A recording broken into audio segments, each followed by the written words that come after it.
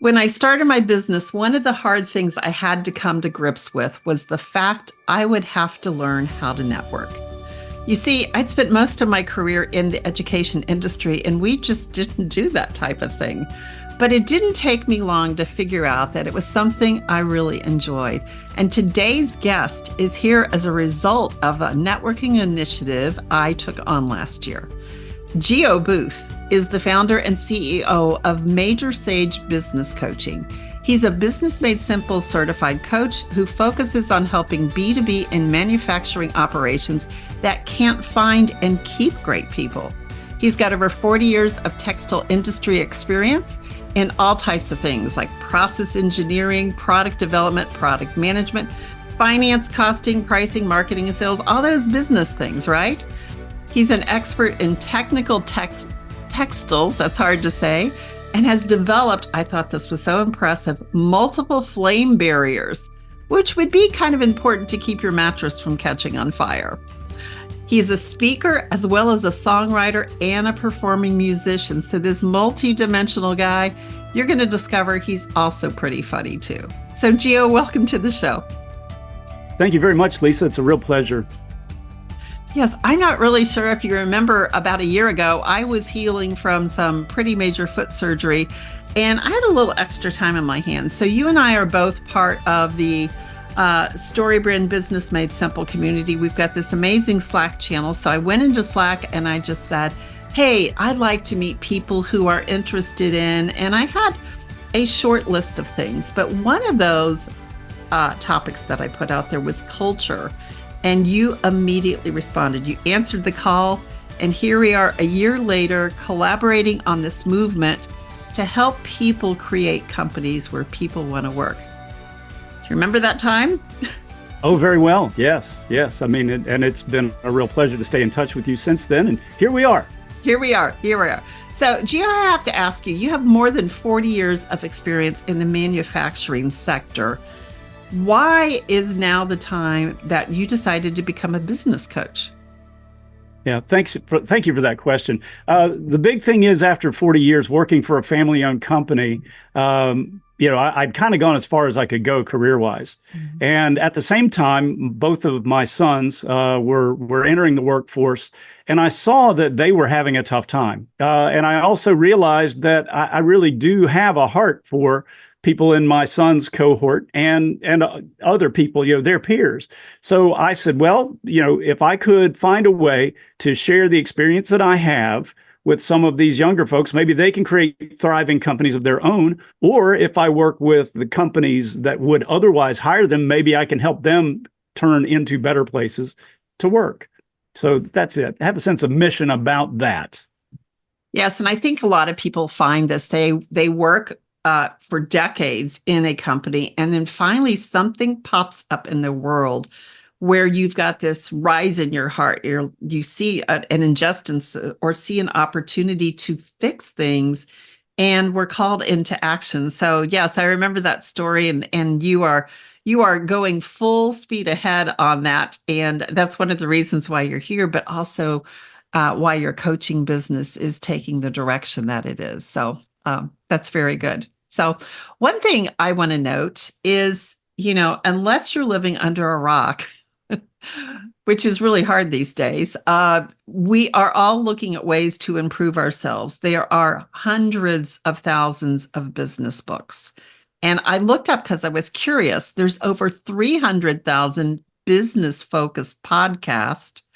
So let me ask you this question. With all that information out there, why should people consider hiring a coach? Well, if I may, I'd like to tell you a story. I grew up in the 70s, and you may have heard a song, but back then everybody was kung fu fighting. Yes. So there was a TV show with the same name that I think spawned the song. And I noticed that classmates of mine in what was then called junior high, some of them were really adept at duplicating what they saw. But a lot of people really weren't able to do it. We did not have a kung fu or a karate dojo in my town, but we did have a newsstand, and they sold these paperback books that would, by this guy named Bruce Tegner. Bruce Tegner teaches you karate. Bruce Tegner teaches you jujitsu. And I had two things. I had an allowance and a kid brother. So I would take my $1.29 down at the local newsstand, buy a paperback, and come home. Kid, come here. And so here's the thing. Not that long afterward, a karate dojo opened in my hometown. I got my mom to agree that I could take karate lessons. And I went, and first session, there I am trying to do what I'd learned from this paperback book. And the sensei, the instructor, looks at me and says, "What are you doing?"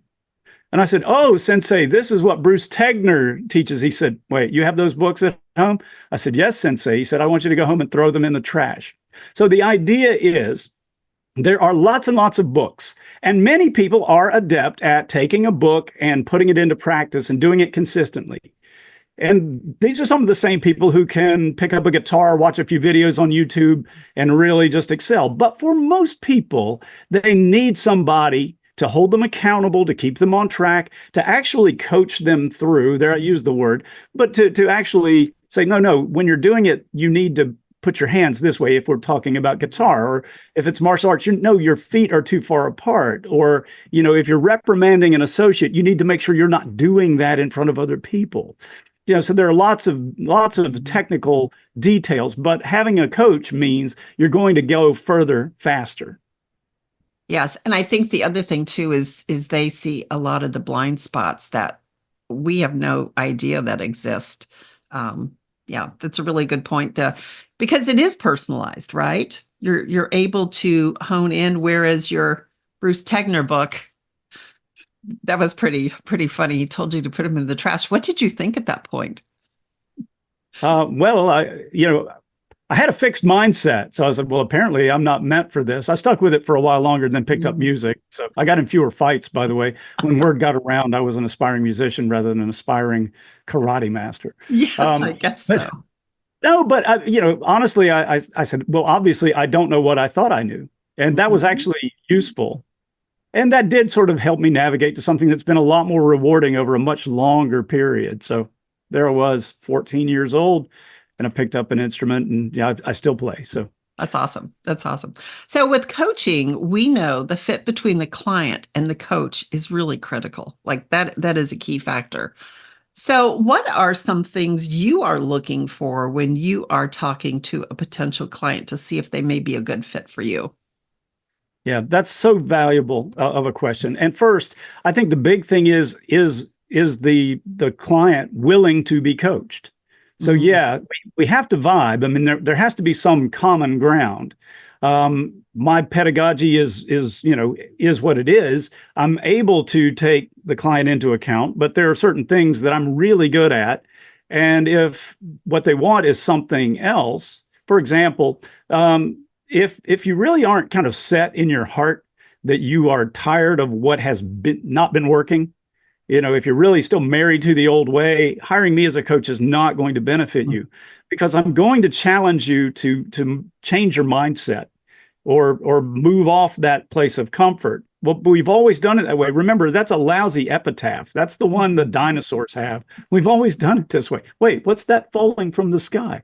So I think that a client, to be a good client for me, has to have the problem that I solve, also has to be willing to take a frank look at the circumstances, and then be willing to move out of the comfort zone and begin embracing the plan that I will present. Yeah, and I think that's a really great point about how far into pain are you? Like, are you willing to kind of endure it? Because a lot of people will stay where they are because the thought of changing and going to an unknown place is more scary than staying in this known difficult situation. So I think that's really true. I think also, Geo, that trust between a coach. And if you think about, Olympic athletes, they all have coaches. They know they want to get better, and they are trusting their coach to get there. So that is an understanding I think people need to have. We've all worked with people who, once we got into the project, realized that they were the smartest person in the room, and why was I even here, right? We've had those situations. But yes, you have to be ready and willing to work with a coach. Yeah. So that's a great answer. So on that, Well, thanks. Oh, go ahead. no, on that, who are you looking to work with? What type of clients would you be interested in being able to make a transformation? Sure. Business to business selling entities are really a natural fit for me, and manufacturers. Both of those things tend to be very people intensive. It matters a great deal how you go about that work. In the manufacturing space, you have to communicate clearly about everything from the vision at a macro level down to the specific instructions. So if you are finding that you're not getting the results that you are after, then there are multiple problems there. The big one is people walking out the door. If they're not staying, then that's either a vision problem, a management problem, or a hiring problem. So it's important that we address that. But this is also the area where I've spent the most of my 40 plus years in the textile business. So, a lot of it's been product development and process improvement, process engineering. But then on the other side, product management, product development, marketing, and selling. So I think that those are the kinds of entities where I can do my best work. But I have and do meet with solopreneurs, startups, and I like to try where I can to be as encouraging as possible. I realize when I'm talking about who's in and who's out for an ideal client for me, I sound kind of strict, but really I'm a sweetheart. I mean, when you're meeting with me, you will find that I'm very willing to listen, and I want to encourage you to do what I'm asking you to do, because I hope to persuade you before we even begin that there is something glorious on the other side of it. Yes, in our relationship, Geo, over a year here, I can confirm that you are a really nice guy. But the other thing too is if you care about your client, which I know you passionately do, you are going to remind them and hold them accountable. So that encouragement is not all blowing them up and being a cheerleader. Like you're really helping them. If you want this to happen, this is what's going to have to take place. And you do it in a way that I think is very engaging. So so anyone listening, don't be afraid of Geo. He does get the work done, right? Got that on there. Amen. Thank you. Yes. Yes, indeed. Yes. So, one thing I've noticed, it seems like the coaching world has exploded. We have, one thing, I think it's much more acceptable to hire a business coach, where not so many years ago, if someone suggested you get a coach, it was almost the feeling of you need to be fixed, right? Like that was the idea. We need to fix you. We need to fix something. But there's a lot more people that are very much into professional development, personal development, improving their business so it can grow. We get to a point where it hits a plateau. We can't see what needs to be done. So I think that's one thing. And I think the other thing is there's so many different types of coaches. A resilience coach, a fitness coach, a health coach, a business coach, a business growth advisor, like all of those things, we've got all of that. But it's really important if you are a coach, and this kind of ties in with the theme of this show, to have something that makes you stand out, that makes you memorable. And your memorable tagline, like what you have, is truly magnetic. And I'm going to share with the people here, or actually, I'm going to let you share. What is that magnetic thing that you have, that you bring to your clients that is different than every other coach? Sure. Well, we would call it a one-liner, so I'll just start with that if that helps, and just set a good example for anybody else who says, "Well, how do you tell people what you do?" Business leaders are frustrated because they can't find and keep great people, and as I mentioned earlier, that's usually the result of a vision problem, a management problem, or a hiring problem. My flagship product, the Major Sage Magnetic Transformation, fixes all three, so those business leaders can go from frazzled and frustrated to focused and free. So the idea is that we have some frameworks that we put into place so that we create a culture or a work environment that is marked by transparency, accountability, visibility, recognition, and reward. And so when we have those things, then we're really addressing a lot of the complaints that younger workers, people like my sons and their cohort, the younger ones coming along behind them, are offering. Companies are not like that in the main. And that's why people come to work with a great deal of hope and enthusiasm and either do the quiet quitting thing or just kind of mentally check out, or worse, they walk out, and that leaves the business unable to meet its sales goals, to meet its to satisfy its customers. Whole Right. reason the thing exists. Right, all of that. And I'm a little curious, what is the significance to the term major or the name Major Sage? I know you named your business Major Sage Business Coaching. I've never asked that question. Yeah, well, it's really funny when email was not something that an individual had, but a family had. Usually, you had a family email address. Well, my wife and I have two sons, Samuel and Joseph, and I'm George Geo, and she's Martha. So M.A. Martha, J.O. Joseph, S.A. Samuel, G.E. Geo. So I just needed an R in there, and I have a daughter-in-law whose first name starts with an R. So when she and Sam got married, my wife said, "Well, there's your R." When I hung out my shingle as a business coach, I needed a name, and Major Sage was our email address back in the day. And I said, "Well, here it is," and the domain was available. Of course, it is. I made up the word, so that worked out. And of course, there's nothing wrong. Major as opposed to minor. It sounds bright and happy. A major. People ask me, was I in the military? No, I did not have the honor to serve in the military. That wasn't the path. But major also could be like, more important as opposed to minor or lesser.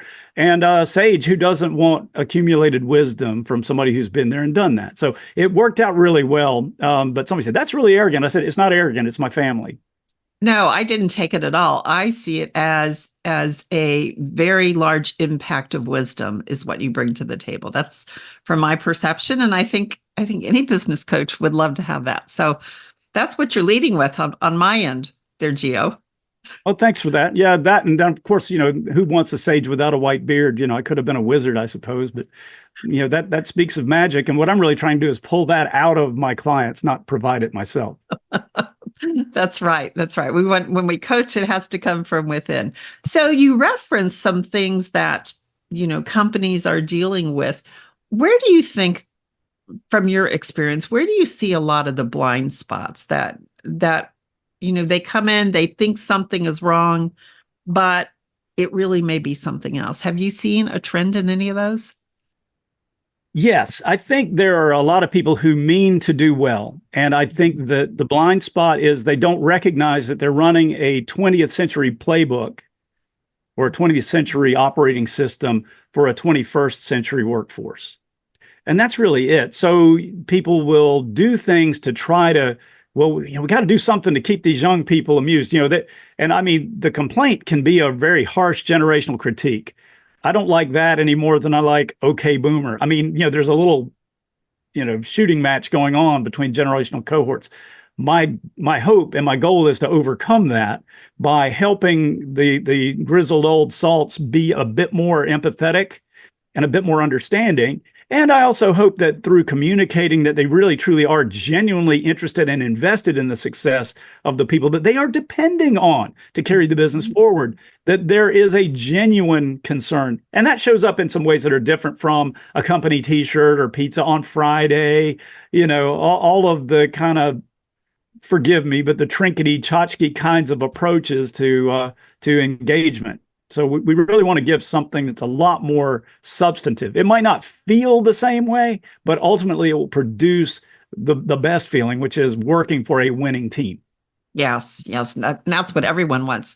But I think you bring out a great point. The people who, for a while, maybe within the last year or so, people saying as we came out of the pandemic, if we could just get back to the way it used to be, if we could get back to normal. Well, normal is no longer that definition of normal. Today's normal is exactly what you said. We've got all these generations trying to work together. And it really is so important that we have, this big generation of millennials. We've got the Gen Xers sandwiched in between there, the boomers and the millennials, where they're finger pointing towards each other, as you mentioned. But we really do have to get them to work together. So my next question would be, what is different about today's workers compared to what you have seen in previous generations? Yeah, you're making my heart very happy asking that question. I Yeah. think the big thing is a lot of us, and I'm Generation Jones, right in there between Boomers and Gen X. You know, we're the Mr. Nobodies. My grandparents grew up during the Great Depression. My parents were born just after, but before the baby boom. So, you know, it's like notches beget notches, I suppose. Yes. But anyway, sons are solidly in the millennial cohort, just so you kind of have your compass oriented around me. Uh, that sounded terrible. Anyway, the idea, though, is for a lot of people in the boomer cohort, the Generation Jones, Generation X, we all grew up with this tape that our parents played: security, security, security, security. Son, don't be a musician. That's not good. You need to go to a good school, get an education, and go to work for a big, stable company. Then you'll have security. Now, I'm not throwing shade at my grandparents or my parents' generation or anybody else's. They're just saying this was what mattered to them. So they passed that on. So I think a lot of well-meaning business leaders are trying to run their company that same way. Well, you know, we've got 401k and we've got dental and we've got flexible time and we got that. And all those things are good, but almost all of them are operating at the level of survival. Now, here's the thing. It sounds maybe a little cocky to say it, but I'm not just talking about my household. For most people in the millennial cohort and Gen Z, they've never known a world where food, clothing, and shelter weren't givens. So treating younger workers as if survival and security is the gold standard, it isn't for them. It's not. So they are much more motivated. You know, if we're going to think about Maslow's hierarchy as a pyramid with 3 tiers, survival is the base layer, right? The next one up is success. And then the top is significance. And of course, as our mutual friend Ben Ortlip says, I mean, you know, the people need to be good at something. They need to believe in something. They need to belong to something. So craft, community, and cause. And those things are what today's workers really care about. Now, you can't make somebody a senior executive vice president 2 weeks after you hire them. I mean, straight out of tech school or straight out of college, you know. And I mean, there are certain people who don't have a realistic understanding of how one pays one's dues or how one begins to go from unconscious incompetence to conscious incompetence. Oh, there's a whole raft of stuff I don't know. I better get this down. To the level of unconscious competence, which is actually a little dangerous. And I think a lot of the senior execs, the business leaders who really are my clients, are maybe in that unconscious competence thing. They're not examining, why am I losing people? Why are they leaving? Why are 2/3 of them checked out if they're Gallup organization typical, right? So let me stop there. Go ahead. No, I was just saying, let me stop there. I mean, I don't want to be a bad guest. So No, you're good. You're good. I asked that question and there's a lot of great, valuable information in there. And I think the thing is that is one of the values of having and working alongside a business coach, is for them to be prompted into having that, increasing that self-awareness, right? Have you ever thought of this? You know, have you looked at the people that you're speaking to? Like, this is the world they grew up in. They don't understand this. And so for us to begrudge them and be angry that they're not the way that, you know, you think, it doesn't help anyone. It doesn't help anyone do that. So what do you think employers are getting wrong when they are thinking about hiring people today? Well, I think, again, they're falling back on what worked for them. They're projecting their values or their desires onto prospective employees. So, you know, I mean, well, I would have been thrilled if somebody had given me 50 cents on the dollar as a 401k match. That might be relevant to some percentage, but you don't really know. And the way you can know is if you're making offers and people are saying yes and then just not showing up, and that's a phenomenon, or not saying yes at all. You know, so I mean, the fact that these things aren't bearing fruit is probably the clearest sign that something different is necessary. Yeah, I think really those signs, just being aware of what's happening and digging into, getting curious. Why is this happening? Because, you know, I have to do is look around. The world is definitely changing. We're in the midst of all of that. And one thing that is changing is how we are looking at culture, Geo. We've always talked about, oh, the culture is, the culture is a certain way, or there's a toxic culture there.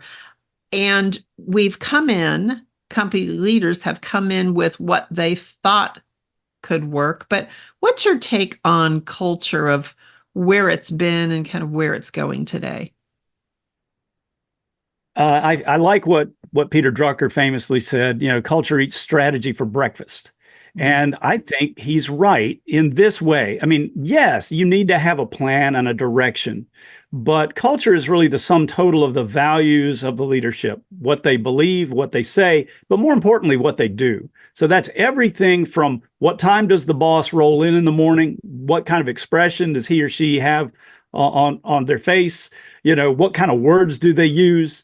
How do they communicate pleasure and displeasure? How do they communicate what they want to accomplish?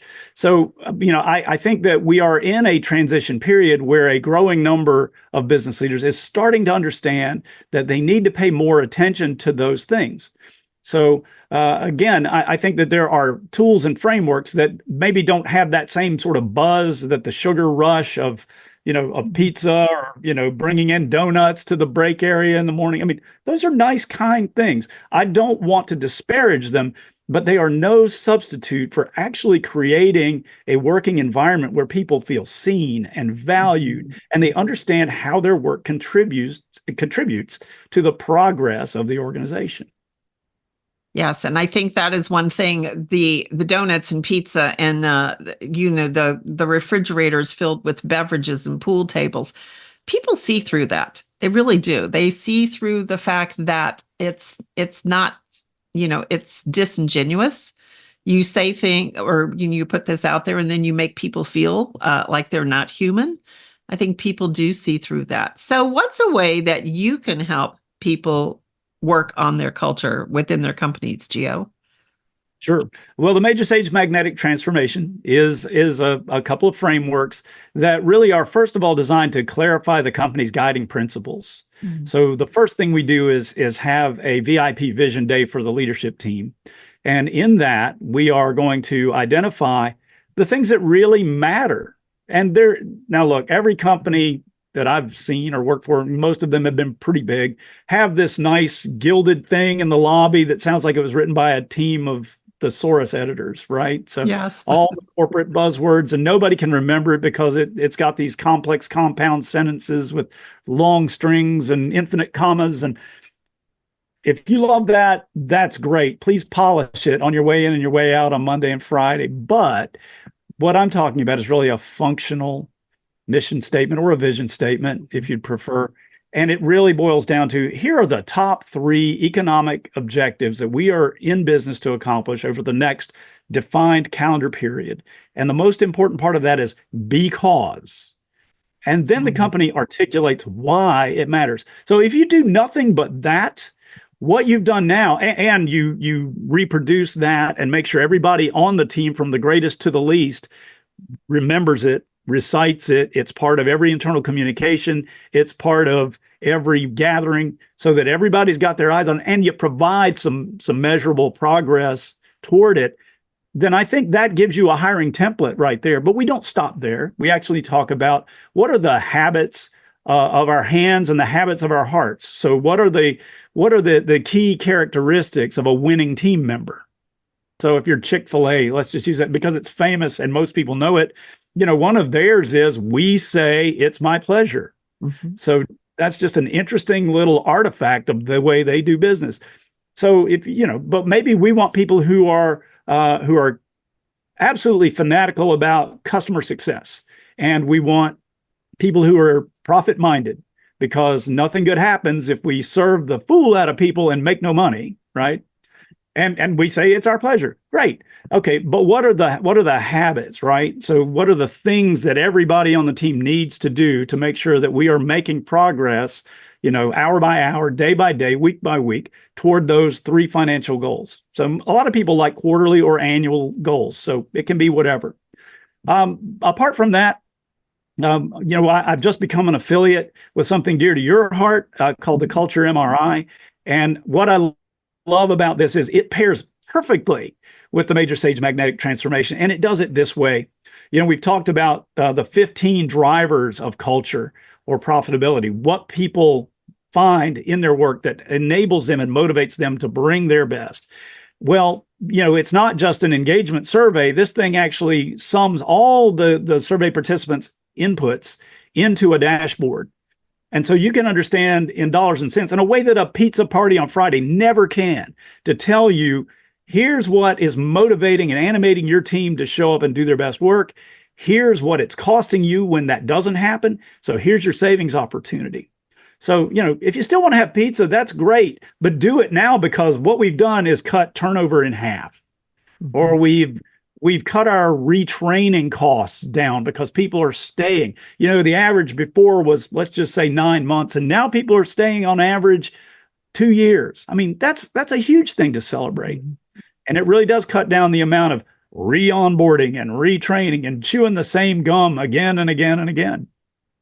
Yes, and I think, how much time and how many resources are spent as people are leaving the company, and you're hiring and trying to hire for the right person, because it's easier to hire than it is to get rid of someone. So you want to invest that time, and like all that energy that goes into both ways, in and out the door. If we could get rid of that, and the way we can get rid of that is exactly as you said, getting a clear picture on what's going on in the hearts and minds of the people who come to work every day. And, being able to tie it in with a dollar amount.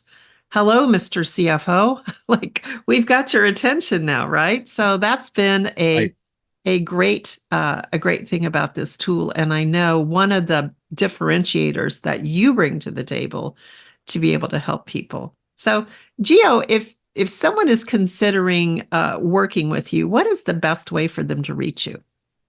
Sure. It can all start by visiting my website. That's majorsage, majorsage.com. And just click on my call to action, which is book a call, and we can go from there. Yes, and I'm sure it will be a delightful conversation as you dig into what's going on in your company, because I know you do have a great interest in those B2B companies. So, Geo, thank you so much for being with us today. Thank you, Lisa. It's been a pleasure. All right. Well, my biggest takeaway today is whether you've been in an industry for more than 40 years or you're still trying to figure out where you can contribute in a meaningful way, the best thing to do is it all starts with something that you are passionate about. Much like Geo saw there was a need and he decided to go after that. Lean into what your passion is until you can lean no further. And that's usually going to lead you to your purpose, where you can contribute fully. It's a life of so much more on the way to becoming your legendary self. Thank you, everyone. We'll see you here next week.